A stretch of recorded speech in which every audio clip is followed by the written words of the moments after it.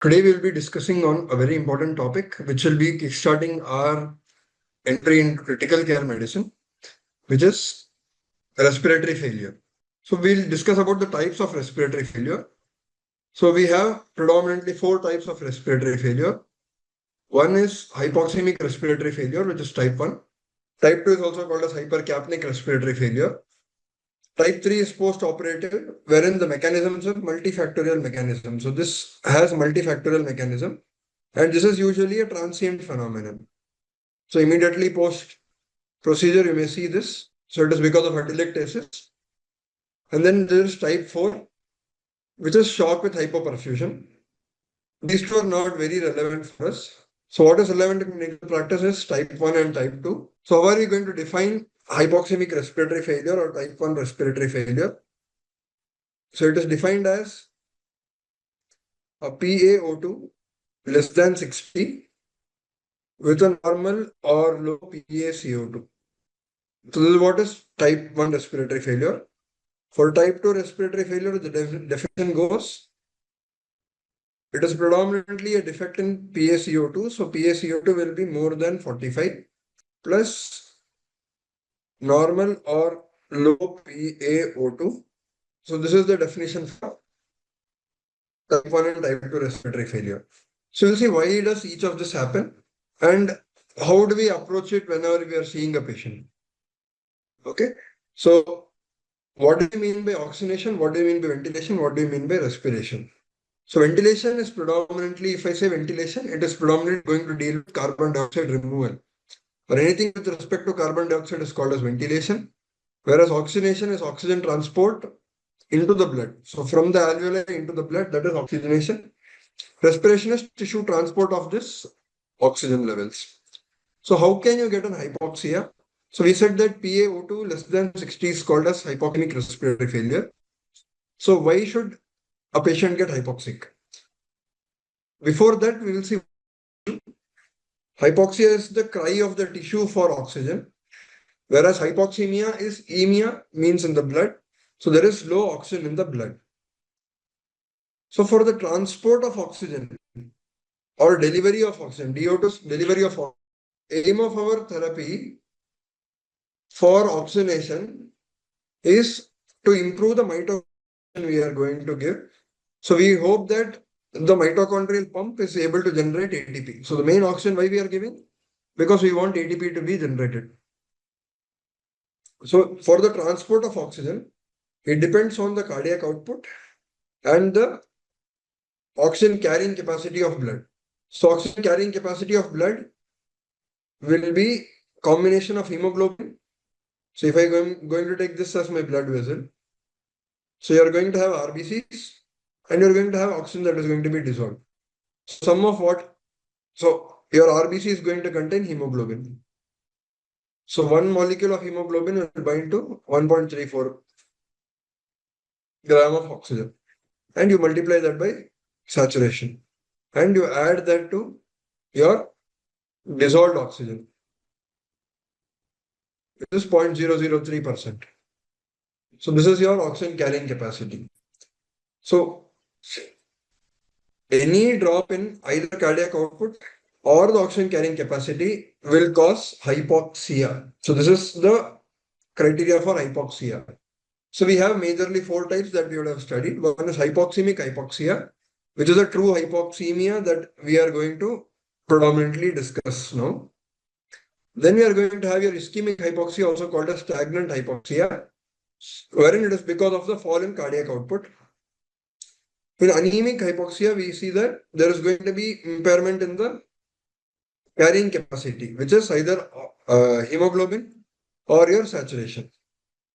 And then there is cytopathic hypoxemia, wherein classically you get in cyanide poisoning or carbon monoxide poisoning, wherein it is going to be a mitochondrial toxin. So everything will be normal, but still there will be hypoxia, wherein there will be increased lactate. So this is where you are going to get something called as a type B lactic acidosis. So wherein your PaO2 will be normal, but still you are going to get hypoxia. So that is the various types. And most important, we are going to discuss hypoxemic hypoxia, which is a true hypoxia. So for understanding this, we understand something called as an oxygen cascade. So there is something called as an oxygen cascade. So what it says is, how is the oxygen being transported? From the air, it is going to enter your airway. From the airway, you are going to enter the alveoli. From the alveoli, you are going to enter the bloodstream. So this can be at the arterial level and the venous level. And then you are going to take it to the mitochondria of the tissue. So this is how your oxygen is going to pass in the body. So issue with any of this system is going to cause fall in the oxygen levels. So simplest way is you can have reduction in the air. So this is the partial pressure of oxygen. We know that 25% of 760. So this will be the partial pressure of oxygen. But as you are going to go in a higher altitude, so the amount of partial oxygen is given by the formula there. You take the FiO2 and multiply it by, this is the partial pressure of oxygen at room air. We know this is the partial pressure of oxygen at room air, and this is the water vapor, with the pressure of water vapor. So you want to remove this effect of water vapor, and you take R as a respiratory quotient that is somewhere roughly equal to 1. So if you combine all of this, using FiO2 will be 21% at room air at sea level, and you substitute your partial pressure similarly, and roughly you take 47 P of partial pressure of water vapor. So you simplify all of this, you are going to get 150. So 150 minus PaCO2 by R. So roughly this R also is equal to 1 or 0.8. So roughly we take it as 0.8 to 1. So if you want to calculate your A, why is this important? Why should you know this formula? Because you need to calculate A gradient. Because this will determine what is the mechanism of hypoxemia in our patient. So for calculating the A gradient, we'll take age by 4 plus 4. The expected A gradient will be age by 4 plus 4. This is important formula that you need to remember. This is another important formula you need to remember. Okay, so if let us say the A gradient is high versus low, how can we approach it? Okay. So simple ways to understand this is, so whatever oxygen that is going to come from the air is going to come into the alveoli, and then it is going to transport to the blood. So if the ambient oxygen is low, you are going to get something called as high altitude classically. So in this, the membrane here is normal. So here the membrane is going to be normal. So thereby the A gradient. What do you think will happen to the A gradient in this instance? The A gradient should be normal, because whatever is there in the alveoli is going to smoothly get transmitted into the blood. The A gradient will be normal in this instance. Then you are going to get something called as diffusion limitation. So to understand the concept of diffusion limitation, classical example is an ILD. So what happens? Let us say this is the blood vessel and this is my alveoli. So normally this RBC that is coming here, for oxygen and carbon dioxide transport to happen, it takes only 1/3 of the entire total duration of traversing. Meaning to say, so within 1/3 of your entire transit time, you're going to finish the gaseous exchange. So this concept is gas exchange is going to complete within 1/3 of transit time. Why is this important now? Let us say you have a condition like ILD. So this interstitium is going to be significantly impaired.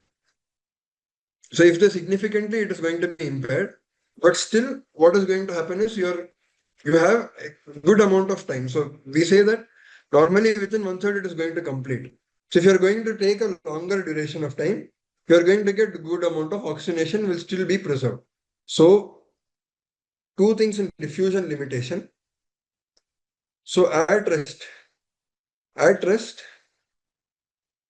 the saturation will be normal. At rest, the saturation will be normal. In diffusion limitation, the saturation will be normal in room air. At rest, Because the gaseous exchange requires less than 1/3 of the transit time for the RBC to undergo this exchange. So even if there is limitation in transport of oxygen, despite that, you could have good amount of time wherein you are going to have a normal at rest. Let us say the patient is going to have an exertion. So once the patient is going to have an exertion, your respiratory rate is going to increase. If the respiratory rate is going to increase, the cycle time will reduce. So once the cycle time reduces or any external demand increases, then this may be inadequate to compensate for the exchange. So then they will become hypoxemic. So they will get exertional desaturation. So why they are going to get exertional desaturation? It is because of your transit time, and the carbon dioxide is still able to pass through even in advanced. Why? Because why is carbon dioxide able to pass through even if there is a diffusion limitation? Carbon dioxide is able to pass through even if there is diffusion limitation because its solubility. It is going to have a very high solubility.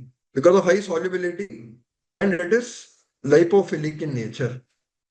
High solubility and lipophilic in nature. So it is able to pass through membranes very easily. So if the patient with an ILD is getting a hypercapnic respiratory failure, let us say ILD plus increased CO2, there are only two possibilities in this: extensive or very severe ILD, or there are ILD with an airway involvement. ILD with airway involvement, we have seen in our airway class, in ILD class. ILD with airway involvement, classically you are going to see in sarcoid, HP, LIP. So these are three disorders. So this is diffusion limitation. We have understood why you are going to get exertional desaturation, diffusion limitation. Then you are going to get something called as shunt mechanism and VQ mismatch. So for this, we'll understand this is the alveoli, this is the capillary. Either I can make the ventilation zero. If the ventilation is zero and perfusion is normal or high, then you are going to get a VQ ratio that is going to be less than 1. If it is going to be less than 1, it is going to be shunt.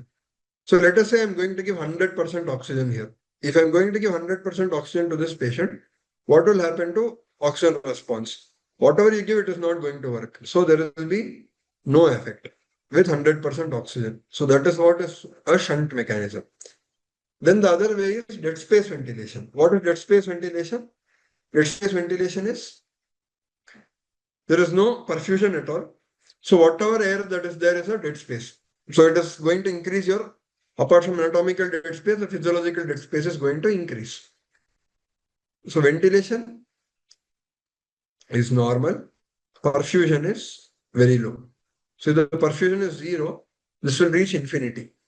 So VQ will be infinity or more than 1 or infinity. So that is what is dead space ventilation.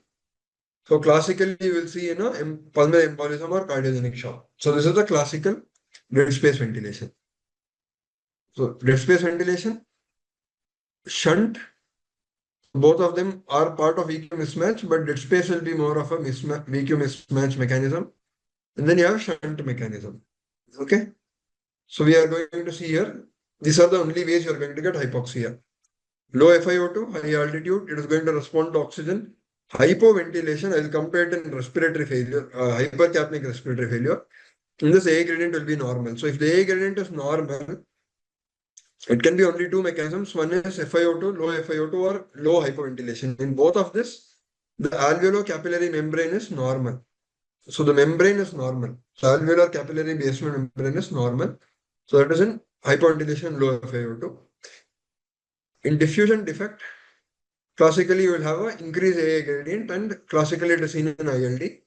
There will be partial response to oxygen. In VQ mismatch, it improves. Whereas in a shunt physiology, AA gradient is extremely high. Whenever there is a large shunt, especially you call the shunt fraction will be more than 30% if the shunt is a significant shunt. Classically, you can see in ARDS or congenital RDS, especially your right to left shunt. Okay. There will be no improvement with oxygen. So this is what is your mechanisms of hypoxia. So what would be the most practical approach? Let us say any critically ill patient, most common mechanism is multifactorial. Never it will be hypoventilation or low ambient oxygen. So those two are ruled out. So practical way, if someone asks you what is the most likely mechanism in this patient, mostly it will be multifactorial, any critically ill patient. So what is the best way for approach hypoxemia? I'll give you a simple flow chart. Hypoxemia, so you call it as PaO2 less than 60. Why is the 60 is there? Why can't it be 70? Why can't it be 80? So that depends on your oxyhemoglobin dissociation curve. So if you see here, you see at this value of 60, it is a plateau point. Any value less than, see if the value is more than 60, it is almost at plateau. Whereas if it is any point less than 60, it is going to be in the steep portion of this curve. So it is part of the steep portion of this curve. So there will be even a small change. Let us say from 60, so let us say from 60 to 40, the change is there. The fall in oxygenation is 90 to 60 to 40 is 90 to 50. So for 20 drop, the drop is 40. So this is why it is important. So value less than 60 will be part of the steep part of the oxyhemoglobin dissociation curve. So that is why it is going to be called as the cutoff. We are going to take it as 60. Now, the moment you see hypoxemia, what you do is you check at the A gradient. So you look at A gradient. So if the A gradient is normal or it is increased. If the A gradient is normal, there are only two mechanisms. One is high altitude or low ambient oxygen, or you have hypoventilation. Whereas if the A gradient is high, it can be any of this. So what you can do is, at this point, you give 100% FiO2. For this, if there is improvement, if it improves or it does not improve. If there is improvement or if there is no improvement. If there is no improvement, that means it is a shunt physiology. So this shunt can be cardiac shunt or a pulmonary shunt. These are the only two ways, cardiac shunt and a pulmonary shunt. If it improves, it can be any of these mechanisms. It can be diffusion limitation or it can be VQ mismatch. So this is the most practical approach of hypoxemia. Then, so there is something called as PaO2 SpO2 ratio. Let us say you don't have your FiO2 for a patient, but you want to, if you have only SpO2, you don't have an ABG to calculate PaO2. You can use this table to see, okay, if the saturation is 80%, roughly the PaO2 will be around 50. You cannot use this for saturations below 85, etc., because it is very much difficult to predict where in this curve the patient will be lying in. Okay, so that is why it is difficult for anything beyond this. So roughly we take 80 to 85. Anything below this, we will consider it as a significant hypoxemia. So this is about PaO2 and SpO2 table. And you can also use your PF ratio. So this we will be discussing detailedly in ARDS. So PF ratio is you will take the PaO2 and divide it by the FiO2. So normally at room air the FiO2 is 0.21% or 0.21. Whereas if you are going to give an additional oxygen delivery device, based on that you will give the appropriate FiO2. Let us say 0.28 to 0.6 or even 1. So this will be your PF ratio. It will tell you the severity of the disease. It is for the severity of the disease. And also it will tell you the prognostication. It will also help you in follow-up, whether how the patient is doing. Today the PF ratio is 500, tomorrow it is 100. That means there is a significant drop. So whether the patient is responding to a treatment or no, so that is what it is going to tell me. So this is the end of your hypoxemic respiratory failure. Then we have something called as hypercapnic respiratory failure. Hypercapnic respiratory failure, we said PaCO2 will be more than 45. So what is happening here is your CO2 is increasing significantly. So thereby it is occupying the place of oxygen. So thereby, because of excessive increase in the Ca2, it compensates by reducing the PaO2. So this is the simple way to remember it.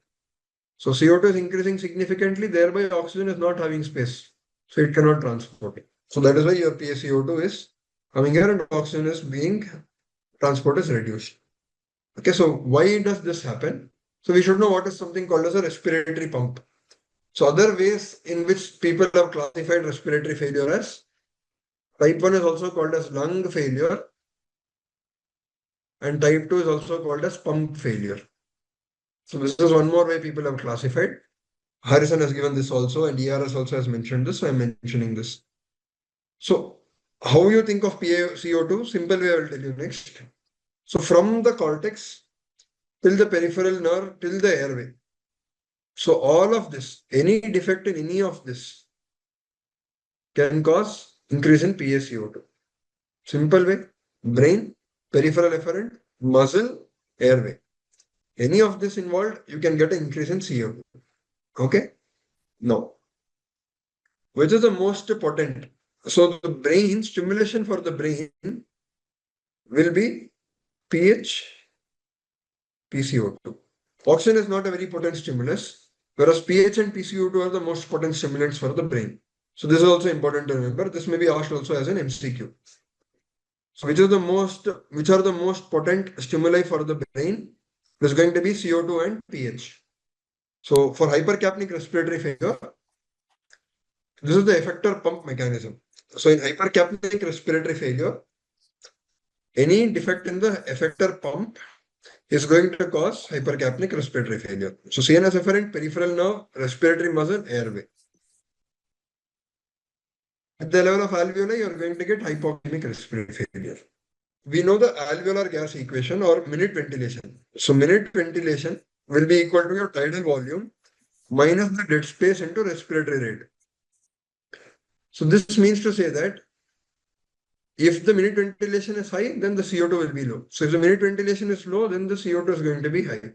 So it can happen because of low respiratory rate, or it can be because of increase in the dead space, or there can be low tidal volume. So this is what is going to happen. So now, most common cause of type 2 respiratory failure, COPD, obesity, hypoventilation syndrome, and neuromuscular disease. So I've had one patient. I'll tell you, one patient came, presentation with respiratory failure, 35-year-old female, no issues. Came, CO2 was very high, CO2 narcosis, intubated, we didn't know the cause. Then after improving, after extubating the patient, still the patient was persistently having this type of respiratory failure. So we are not able to understand why the patient is having failure. Unexplained cause, no other symptoms, no other symptom, nothing is fitting in. Finally, we said nothing else was fitting in. No airway disease, no parenchymal disease, the brain is normal, everything is normal. So no NCS was normal.